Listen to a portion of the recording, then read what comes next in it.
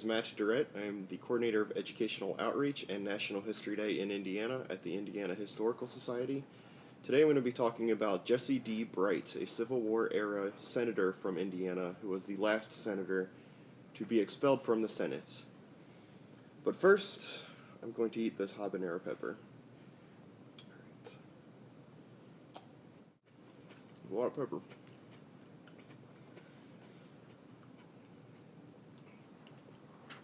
Okay, like Senator Bright, I have made a mistake. So Senator Bright, as a young man, about 8 years old, moved to Madison, Indiana in 1820. After a successful young legal career, he was elected judge, state senator, lieutenant governor, and then U.S. senator over the course of a short period of time. He was a fierce autocrat whom you do not want to make an enemy out of. He had the ability to recognize national trends and was always trying to stay one step ahead of them. He was always ready to hedge his bets. He was reelected to the Senate twice, serving from 1845 to 1862. Oh, there's still some in there.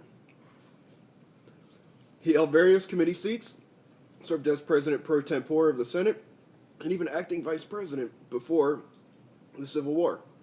However, when the Civil War began, a mysterious fellow was arrested trying to cross enemy lines at the First Battle of Bull Run in 1862, or First Manassas if you prefer. On his person, he was carrying a letter.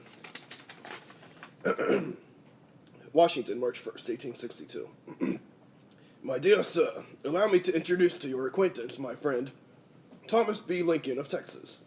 He visits your capital mainly to dispose of what he regards a great improvement in firearms.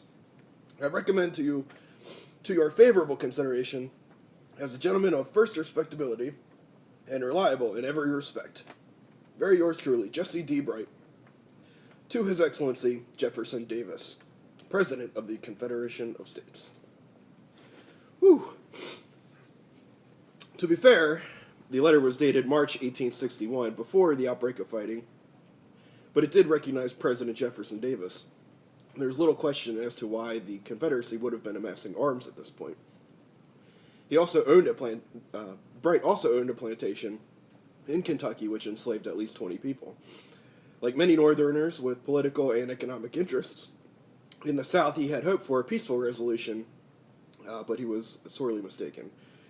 It took 5 months to come to a vote, but Bright was made to answer for his treasons and was expelled from the Senate by a vote of 32 to 14. He was the last U.S. senator to be expelled from the Senate.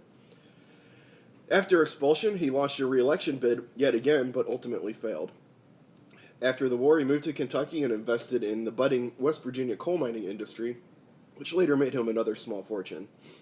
His popularity and support before the Civil War shows that there was more sympathy for the South in the North than we popularly like to believe today. I hope you enjoyed this story and that you will never make the same mistakes as our old friend Senator Bright.